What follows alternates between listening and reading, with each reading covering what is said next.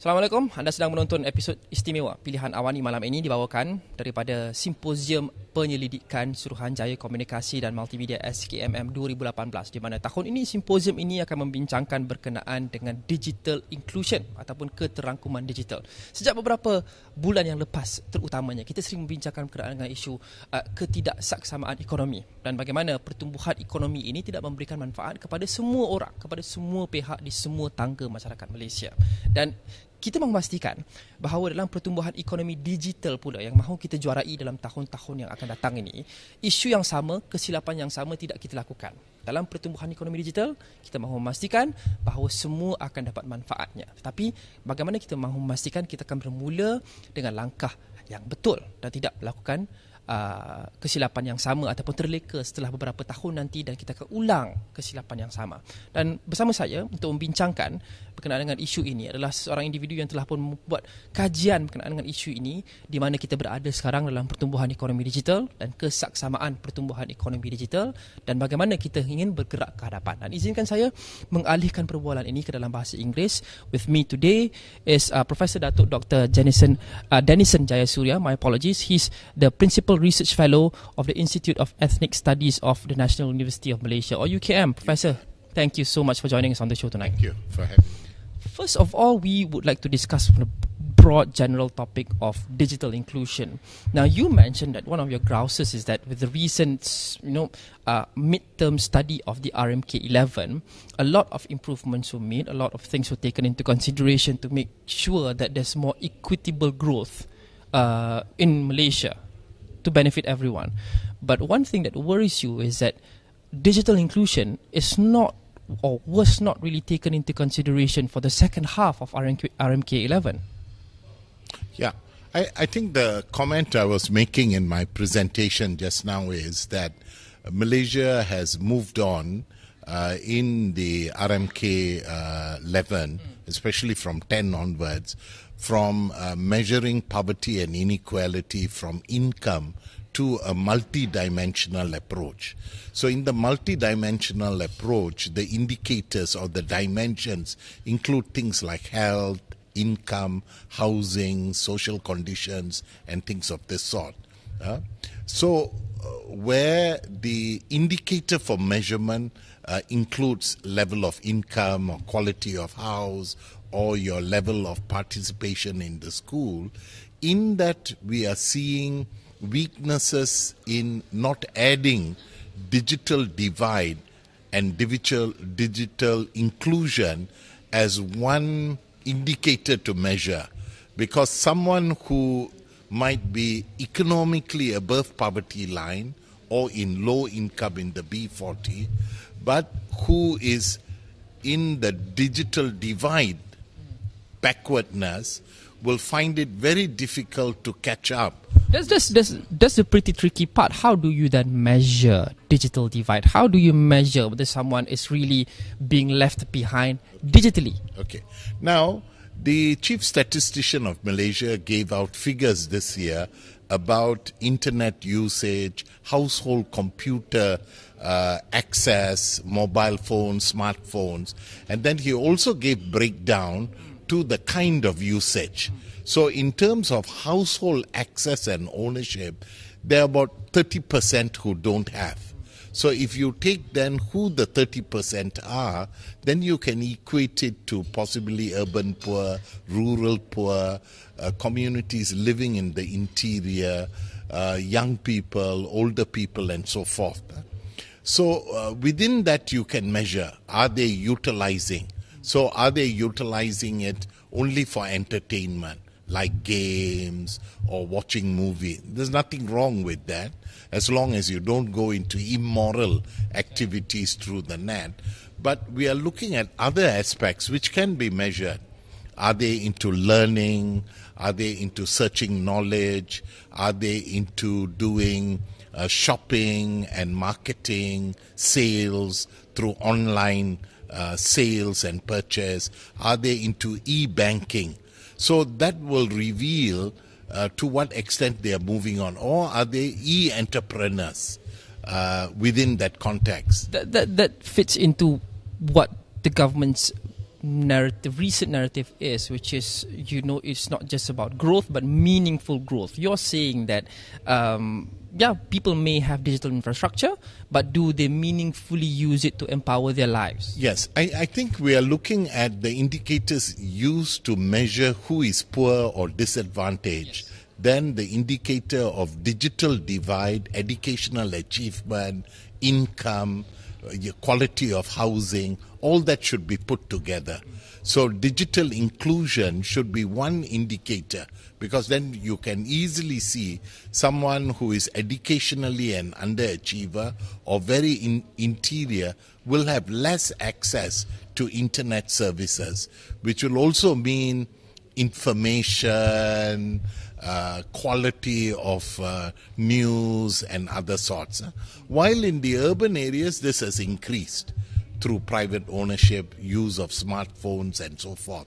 But while Malaysia has done well, it's different from developed countries where the higher end usage in terms of even learning, education and so forth is at use of laptops, iPads and these sort of digital.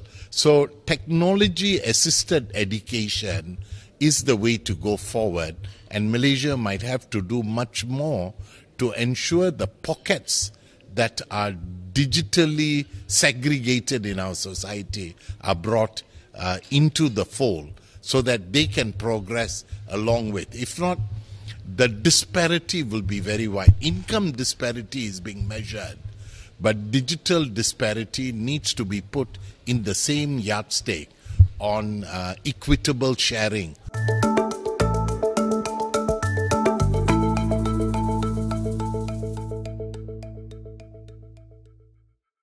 In terms of what we're going to do moving forward, we'll come back to that in just a few moments, but I'd like to backpedal a bit to something interesting you said about income disparity, digital disparity, and putting it all together. You mentioned that's the big battle, that's the big goal, to put it all together. How, for example, because you're talking about digitally empowering and also economically empowering, and you hope that you can do so as one. How do you then marry things like digitally empowering people and using that to solve current pertinent issues like the rising cost of living, income inequality? How do you use digital empowerment to combat all those issues? So I think we are looking at that the younger generation now who are part of this 21st century generation, who can even be regarded as digital natives, the phrase is used, or digital generation, because they are so into technology and the use. So this will now ensure that preschool kids from low income or disadvantaged will have the opportunity to have such equipment, the ability to use it, to possess it, to have the internet connections and have the skill and technology to do it. Earlier was the typewriter generation, much my father's time. So they had to go to class and so forth. So if we now enable a section, the 30% or 40% were fading away, or making provision for high-speed internet use, free internet access, information. Like, for example, if you are not competent in English or one of the international languages, whether it's Spanish, French, Mandarin, Arabic, and so forth, then your access is only the Malay language. So Malay language usage in terms of content in the internet is quite limited. So knowledge is power in this age and context. And as a result, young people have the power to be innovative, they can be creative, and so the disparity between rich, class, and so forth should be reduced. And here, we could even see from the studies that I reviewed and one can highlight, even ethnic differences in ownership of laptop, computer, internet access in the house. So it should be like how every house has a radio or a TV. Internet availability should become a matter of right rather than a luxury. that you have to pay extra. So that is the change our public policy needs to make, in the acknowledgement that this is essential for the modernizing of Malaysian society. Okay. Just very quickly, because we have a few minutes left. Based on your studies, besides what you've mentioned, what else do we need to do now? Where are we, and how do we achieve a level of digital inclusiveness that we want at par with developed countries moving forward? Okay, I think Malaysia has done well in terms of the public spending, the public allocation of programs and processes at the federal, state and local government initiatives. But I think we need to move in to develop more programs, like for example for underachieving young people or slow learners or people in the interior. The technology can enable them not to be left out in the educational process, but through handheld items, through satellite, through solar panel system, even in the interior area, through Wi-Fi, other kinds, through mobile efforts.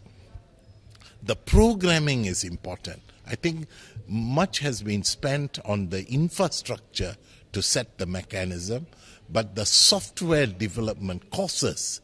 So learning of the future is no more lectures. You don't need the lecturer like me of the older generation. You need people to facilitate, engage. It is materials produced online. It's peer learning. So the whole dimension of learning is revolutionized. That concept, we are still backward because our education is still holding the teacher knows it best, the student must learn, we need to reproduce.